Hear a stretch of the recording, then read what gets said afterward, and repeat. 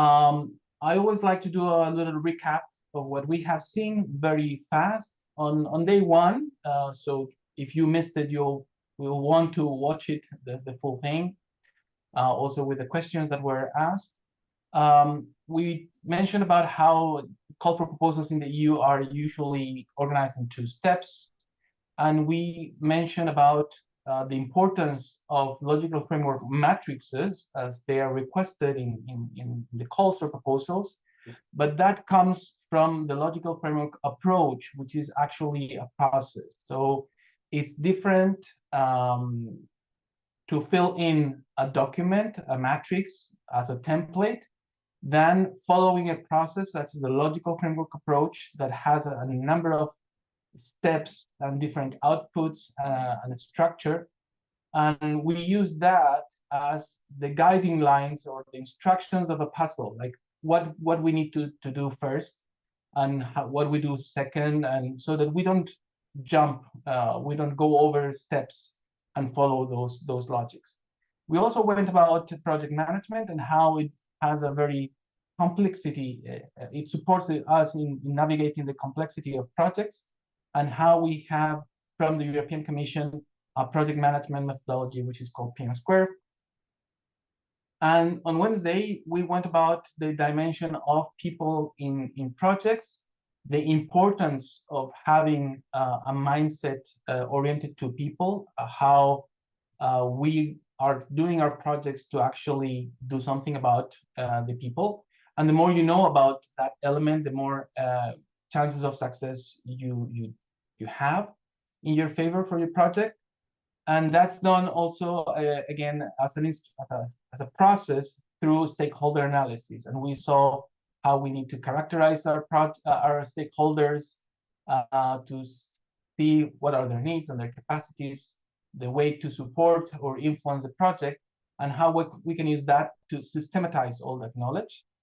And we also saw on the side of the project management the importance of having a governance model, so that all the internal stakeholders, all the people that are participating in the team, understand what they have to do, how decisions are made, and how responsibilities are assumed. So that's what we have seen so far. And today we're going to go into the core of the logical framework approach, how we actually keep a mindset of structuring our projects to basically make sense and justify itself. And we're going to have some indications as to how to use that in your applications. So, you know, those of you that have been already here, I also like to ask a couple of questions. I would like to know from you, what are the problems that you're actually working on? What problems are you focusing on within your organizations, in your civil society organizations? Okay, so those are the problems that that's integration of refugee in society or fundraising. Those are the type of things. Safeguarding, I suppose, safeguarding people.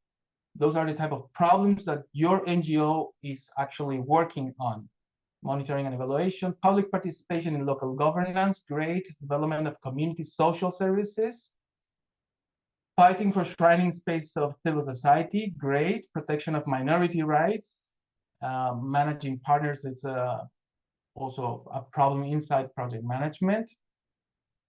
Minority rights, development of community social services. Okay, we can see legal assistance. Okay, great. Probably for human rights defenders, it's also there. There's access to justice. Okay, great. So basically, there's no repetition. There's everyone is social advocacy, recovery, IT infrastructure, agrarian sector reconstruction. Okay, so everyone's working on very different areas in very different problems. Capacity building, quality education. Okay, so okay, thank you. Legal assistance. Okay. Medical, refugees, supporting. Okay, you're catching up. Communication, CSO consolidation, child trafficking, okay? Outcomes assessment. There's very little repetition. We don't really have a central word or a central core element, which is fine. Thank you very much. I just want to stress the concept of why do we do projects? And it's not only about people, it's about changing. We can see here change, transformation. There's a current situation, there's a problem or a need or an opportunity, something that is happening now. And through a project, through this structure that we call project, we want to turn that into a future situation that is actually much better shaped, better color, more, we're providing a solution, we're providing an impact, we're providing an improvement. So we need to be focusing on that element of change, of transformation. So even though inside projects we focus on doing things is not what projects are about. Projects are about generating change. It's about what we do to transform reality. All of that cloud of situation, we're talking about people, we're talking about problems, we're talking about situations that we want to change. So we need to find a way to do that, to approach those problems in a very solid way. As I was saying on Wednesday, it's important to know about people. It's also important to know about problems. What's going on? What's happening? So that's actually, we're going to continue from the other day. We did our stakeholder analysis. We have our stakeholder matrix, our maps. We know about the people. Now we want to continue and know about why things happen. What's the problem? And we're going to do that, having an analysis. What is exactly the problem? What are the root causes of the problem? Why are things happening? What's the cause and what's the effect? What comes first? This situation or that situation? What generates what? And that way, why do things happen like they happen? I'm just offering you questions that you have to make yourself so that you actually can use them as a research to try to go from what you see, from what's visible, what you perceive, to actually the origins of those problems. And I'm giving you here, this is a very short video. It's basically 3-minute video that explains something called the 5 why technique. The 5 why technique is basically going as children, when children go in that mode that they start asking why repeatedly, and why, yes, daddy, but why, and why again. So it goes into like in a loop, asking why. Well, that's actually something that can be very useful to actually go deeper. Why are things happening? And if you do that, you ask yourselves why repeatedly in a participatory way to different people, you start connecting lines. And we can actually start drafting what we call a problem tree. So that we see effects, we see some things that happen, we see a focal problem, but we have to start digging into the causes, why things happen. The structure of this problem is we have causes of problems or situations at the root, and we have a trunk that represents the main focal problem, and the leaves and the branches are the consequences, the effects, what we really see, what we perceive, right? The problem tree is basically a way to represent, to map and identify the different elements that are part of that problem so that we can see it. We can actually break down the problem to have a better understanding.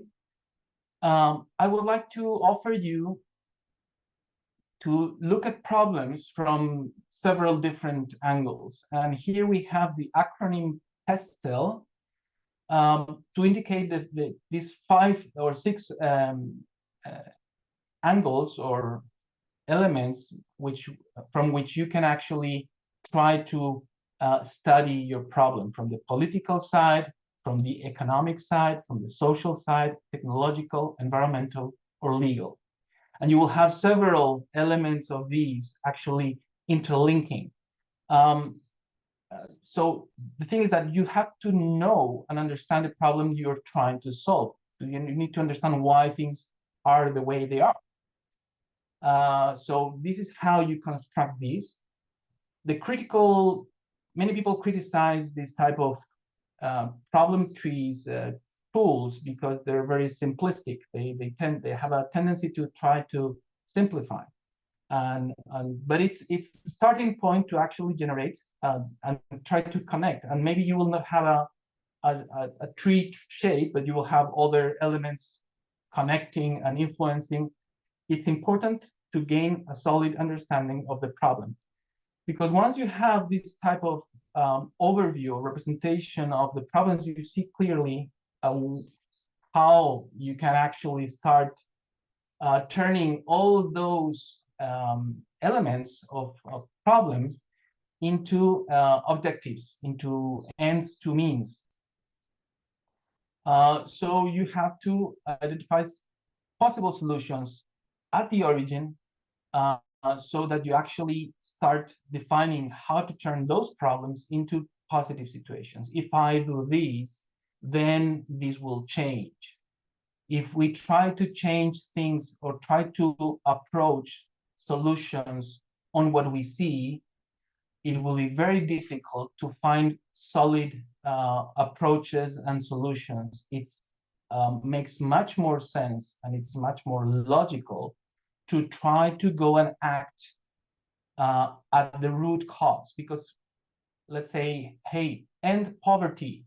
Well, let's just give money to people. And we end with poverty in a very reduced way. I mean, that's a very simplistic way to approach it, but it's like, hey, there's someone out there that doesn't have money. So let's give them money. That doesn't solve anything. Money runs off, and that's it. Let's analyze the reasons of poverty. Let's see the reason of that exclusion. So we try to act at the root. Okay. So we have to build up that logical construct about how we approach those problems. Additionally, these visualization tools allows us to actually define better where am I better positioned to act. So because we have to understand, we visualize here that there are many problems, there are many, it's very complex network of cause and effect, different influence from one to each other. And there are probably many potential solutions. And one project is going to solve all the problems. So we need to choose. We cannot probably solve the whole situation, but we try to choose on what branch or on what root causes we will be more effective, or we will be in a better position to help. Right? So you have to define those choice criteria in terms of feasibility. Like, is it possible to do something? Can I work with those target groups? Do I have the expertise? Do I have the funds to do something? Is it on my scale? Is it relevant also to the, in case we're talking about calls for proposals, complementarity with other actions? The urgency also plays a role here. Social acceptability. You have to see and analyze what you're intending to address, and define when and how and in what branch you're going to be operating. So basically, we're seeing here that this logical framework approach is a process that provides you with information about the people you're going to be working with, the problems and their interconnection causes, possibilities about solutions and alternatives, because all this mapping, it's much more rich if you do them with the people. Actually, once you identify the people, if you talk to the people and if you consult with them, you let them participate, let them construct the solution with you. They will provide you many different and more variable angles as to improve your project design, improve your decision making, to make better choices for planning. And in the end, with all that information, you're going to be constructing what's called an intervention logic, meaning that you're going to say, okay, this is what I want to change. This is like the overall, the root problem that you want to change. This is the overall, the impact is I want to solve this problem. And you start going backwards to the different levels of causality. So you will say, okay, I'm going to be doing this to generate a certain output that when in use will generate that change, and that change in the long term will generate that impact and that change. So these are the terms that are used in EU-funded projects when we talk about intervention logic. Inputs are basically the resources that we have to use, that we have to manage. They may be political or influence, technical capacities, financial, of course, budget, human, of course, your staff, your people, material that you may need, office, everything that you need, it's in inputs. And it comes that's a necessary input to actually undertake the activities. The activities are the specific support tasks that we put in place to generate outputs within the framework of an EU intervention. The outputs are the direct product of the project. It's what we generate. And the specific objectives are the effects on the areas targeted, as well as changes in behavior resulting of EU intervention. And in the impact level, we have the changes in the political, social, economical, and environmental global context, which will stem from interventions of all relevant actors and stakeholders. Now, all these, when does it happen? Well, the input is something that has to happen before. You have to be having those resources, or you have to get them, or during the EU intervention when you get your payments. And here, what's important is here the spheres of control. Now, you as a CSO are expected to be able to, once you get your inputs in place, to perform or to do all your activities. But the doing is not enough. You have to generate your outputs. And because that's something that's going to generate at least some short or medium-term change, some initial change. So you are doing things, you are generating outputs or deliverables, and these are under your control, unless some big things happen. But in general terms, this is the sphere of control, and you are expected to have a sphere of direct influence as to measure how your effects, how what you are doing, what you're generating is actually having an influence or an effect on the people. That's also something that usually happens during the intervention or at the end, but that's how we measure your sphere of direct influence. Now, what's called the sphere of indirect influence is what happens after the EU intervention. I mean, we're not expecting, in EU terms, we're not expecting to have to be able to see the long-term impact or the long-term change immediately or during or immediately after the project. So this is something that is called intermediate change or long-term change, and it's going to happen after the project is finished. Okay, so and this is the links between all these elements come from that problem analysis and objectives analysis and provides you a solid intervention logic saying, hey, if I have 300,000 euro, 1 million euro, and I do all these things, I'm going to be generating these outputs that will generate that change. And that needs to be credible. That needs to be solid. There needs to be an explanation, a logic, a justification. Okay, so let me just give you a very visible example.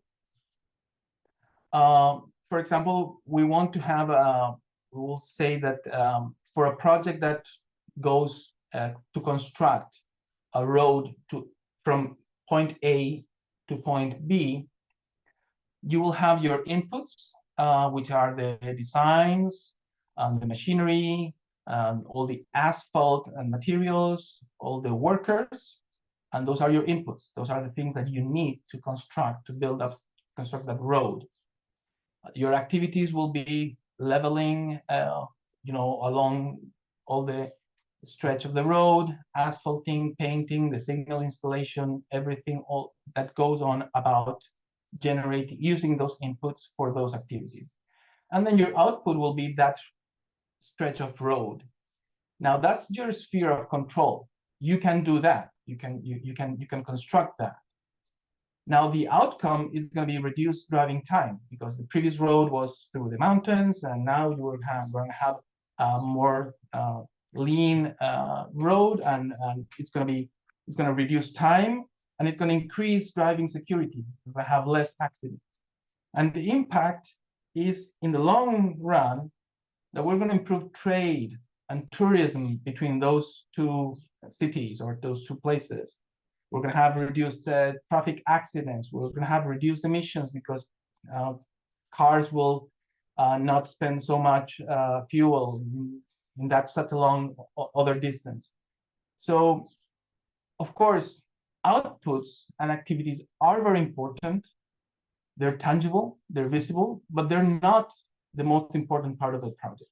Of course, you will be assessed as to how you do these activities, how you spend or you use your inputs, and what type of outputs you deliver. But again, it's about the change. It's about how you measure your outcomes, your impact, and how we demonstrate the credibility of the transformation of the change that we are generating as part of our projects. Okay, so for more information about intervention logics and critical thinking, there's another webinar on the e-learning hub by an expert explaining critical thinking and ways to improve your intervention logics. So you will have here in the QR, you have the link to that one webinar.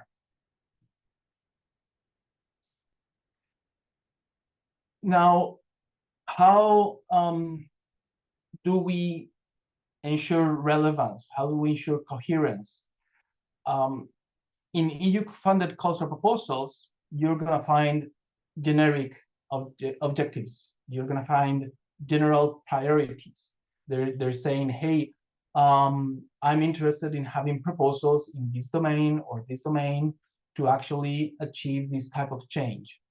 So that's the orientation of the general objective of the project proposal. I mean, if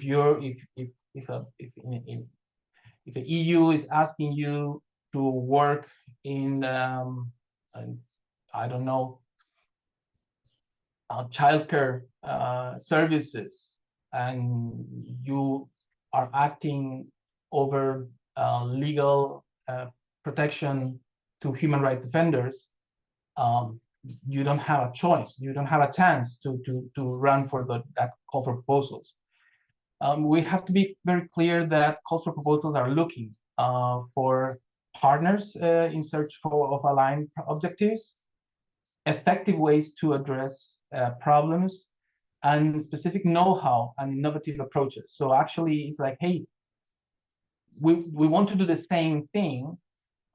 Show me how you plan to do it. And if I believe that it's solid enough, that it's consistent, that it's feasible, I will give you the inputs to actually put in motion. So basically, the project is placed in the intersection of the priorities of the call proposals and your priorities as civil society organization, working in the same line, working with the same type of objectives. And you have to assess that at the beginning of your process to enhance your relevance. How much aligned is the project to the conditions set up and the requirements in the call proposals? The better will be for you. Because relevance is another criteria that is used. We mentioned the other day about design. We're talking now about relevance. And relevant, there are several elements that are looked at. Relevance to the objectives and priorities of the call proposals in the first place, but also on the relevance for the target countries, regions, and relevant sectors. Here you can see how clearly defined and strategically chosen are those involved, final beneficiaries, target groups, have their needs and constraints being clearly defined. This is something that we saw on Wednesday, that our stakeholder analysis are gonna reflect, it's gonna help us in doing, filling in with information useful to get these points. And relevance is how are we addressing the needs, the problems, how are we targeting all these, and if it makes sense. Okay, so relevance is very important at concept note, and at full application, we will need to complete the whole process and fill in with indicators, baseline, and target values.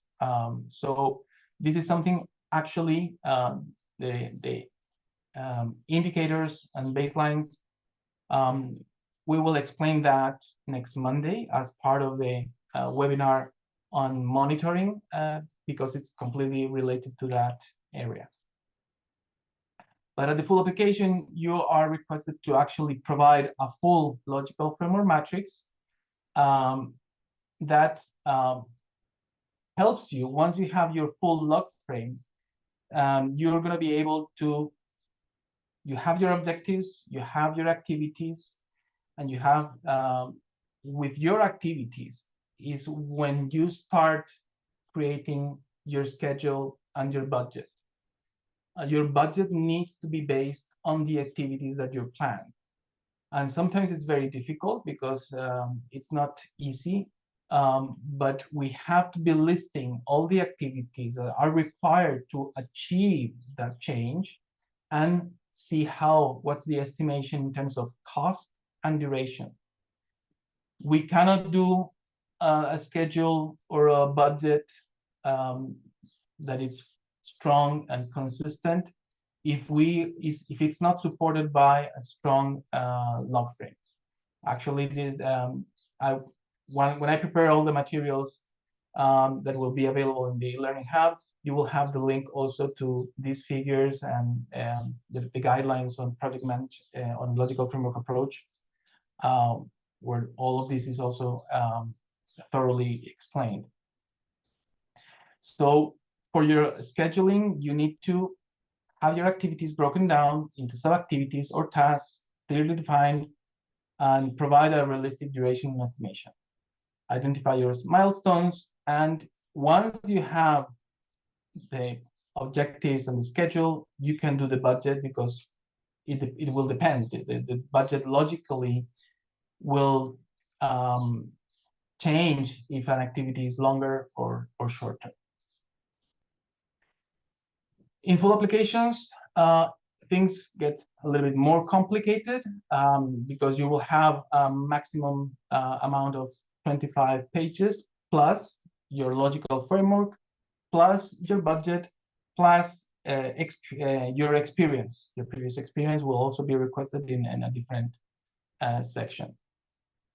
you will have 4 pages for your scheduling, for your indicative action plan, and then a description of what you're going to do with maximum 13 pages. So you actually need to explain in detail. The way you approach full applications is by having first a sketch or a selection of the key messages, the key information that you want to put in. You just don't get into the form and start writing and answering to all the detailed aspects that they're asking. This is like painting in a big canvas. Painters, professional painters, do not start in one corner and start filling in. They just draw master lines, places different figures in the area, and they start to fill in the details, and the last is the color. So this is a pretty much similar approach. You have to identify your key messages, identify what are the key areas that you want to explain, and add layers of detail and color to your proposal to actually be fitting all the questions that are going to be looked at with the grids. But not forgetting that you have to actually follow all the instructions and fulfill all the requirements that are present in full applications.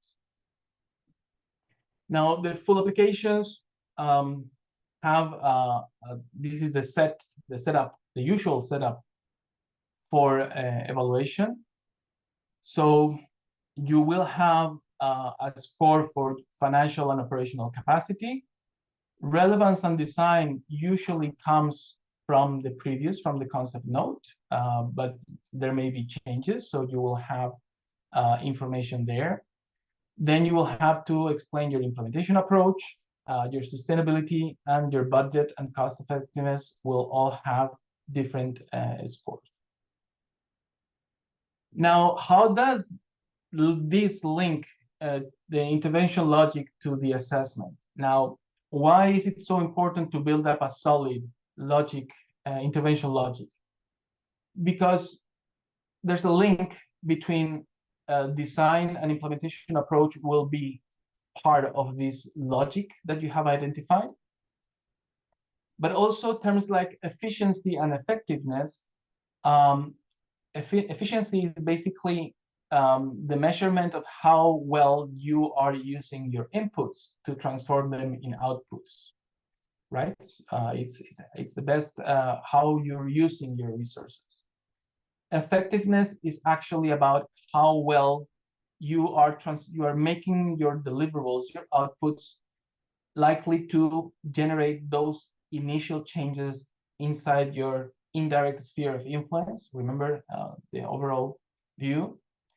Now, impact is how likely it will be that you will generate that or achieve that overall objective in the long term.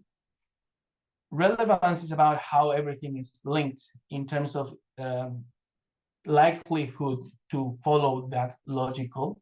Relevance is actually very linked to also design.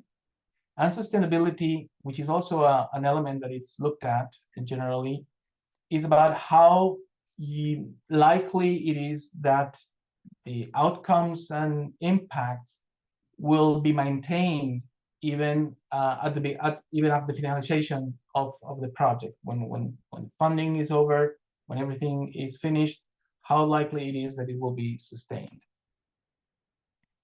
So for your concept notes and for your full applications, sorry, there's a typo there. I should have changed that to full application. Make a plan for your full application. You have to have those master lines, all that structure, your key messages. Plan not to upload in Prospect over the last day your proposals. You have to continuously update information from the concept note stage, from your problem analysis, from your stakeholders. You have to be working as a team. Having only one individual doing a full application It's really a lot of work, because you have seen it's the template, but also gathering all the experience, the scheduling, the budgeting. There needs to be a team effort, and you have to pay attention to all the details and all the requirements. And of course, follow all the instructions and have it proofread before submitting it to catch inconsistencies, spelling mistakes, and all those type of things. It's important that we define that. When drafting, abide by the rules, define and prioritize your messages, be clear and specific, write with short sentences, make sure you provide answers to the questions in the evaluation grid.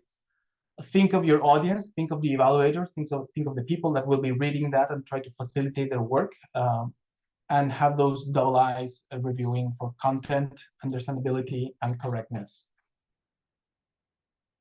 Now, as a wrap up, so that we can give a time for the questions and answers,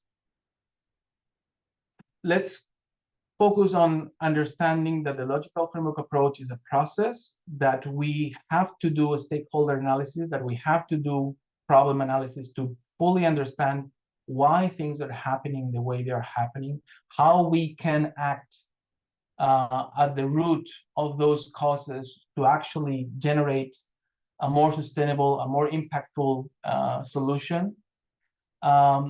Generate your objective and strategy analysis, and with that construct a solid, a strong intervention logic that leads to a log frame matrix that allows for planning in terms of estimating time and resources and budget that you need, which all of these provides with the foundation of a strong full application that has chances to be awarded a grant.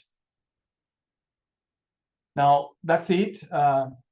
Usually, the usual 45 minutes presentation, and I'm available for you. Thank you very much for all your questions and answers. If there are already any, I don't see any.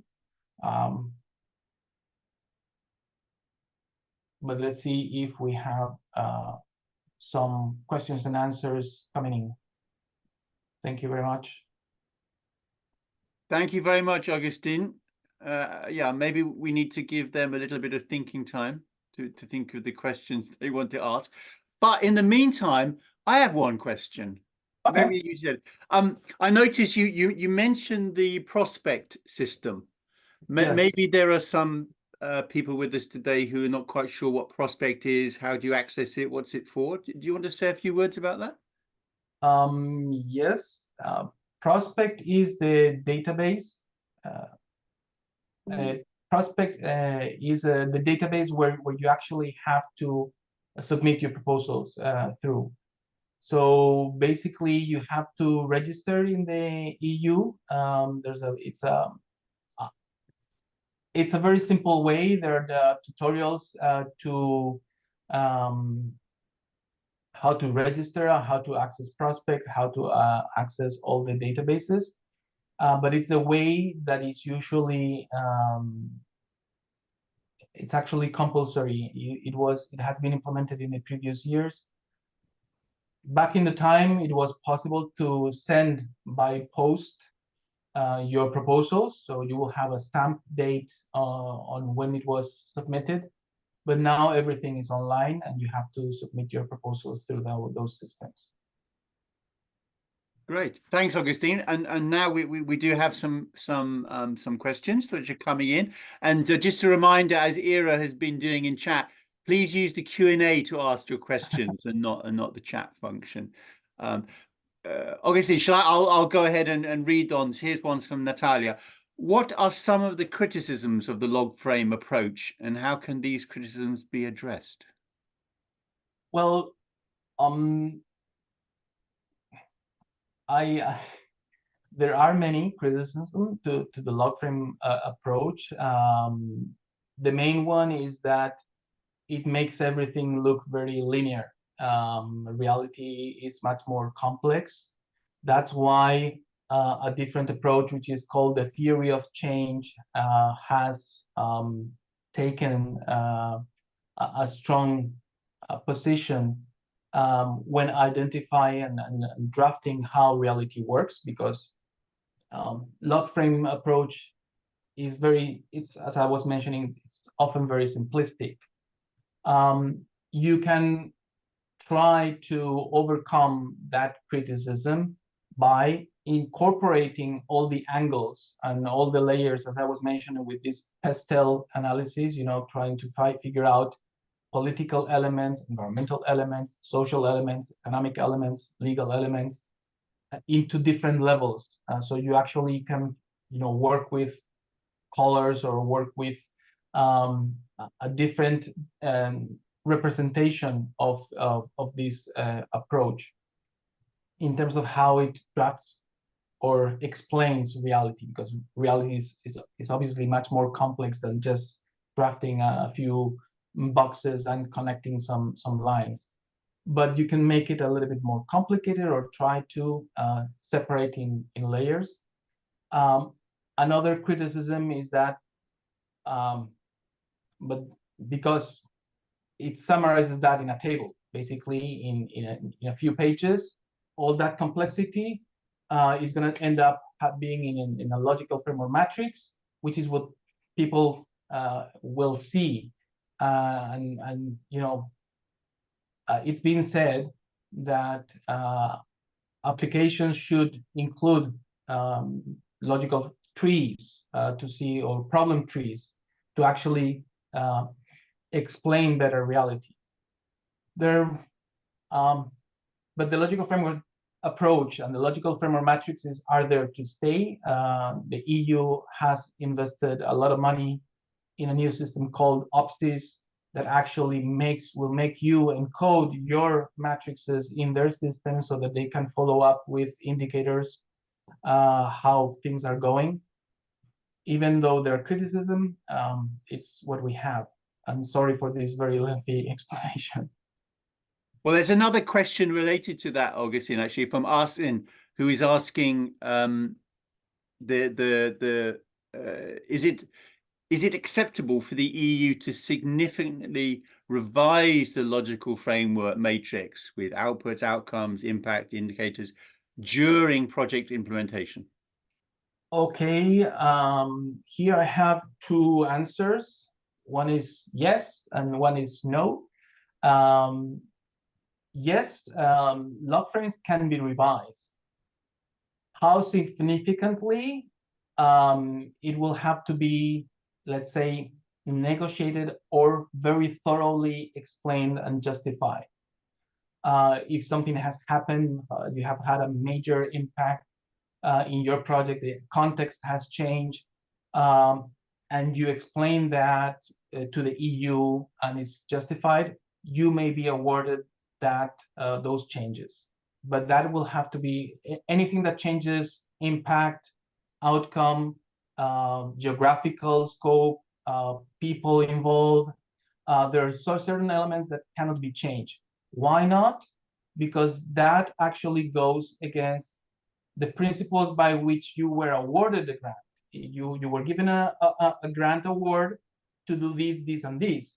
If in the middle of the project you say, well, I'm going to do something else, then they will say, well, maybe I wouldn't have given you the grant if if I knew that. So there's a balance, but you will have to justify and dialogue with your program manager at the EU for those specific changes. And another question, which we certainly do not have time to answer in full here, but I think that we'll be able to respond to with the supporting materials, which we'll upload to the e-learning hub. Augustine, the question is, could you please give us an example of a problem tree taking a real problem? I will provide in the documents some examples. There are not that many because projects are very unique. Most of the examples that are available go along some more infrastructure, hard things that are easy to perceive. It's much more difficult to identify problem or have examples of problem trees with softer approaches. But I will try to get some examples in the documents that we upload by the end of the month. And there's a question which really is a little bit outside the scope of the webinar. It's just asking about, is it possible, do you have such practice in the scope of UN interventions to have input in one field and obtain output in another one as a side effect, besides reaching the main objective? I don't really know about UN interventions. Very often, the EU funds UN projects. It's a pillars as the organization, UNDP, any of the agencies have the capacity, and very often the EU will fund the UN. I mean, side effects or unexpected effects are those happen. And if they're positive, they're obviously very welcome. You have to be aware during your project to have those well, risk analysis and be mindful of those effects or opportunities.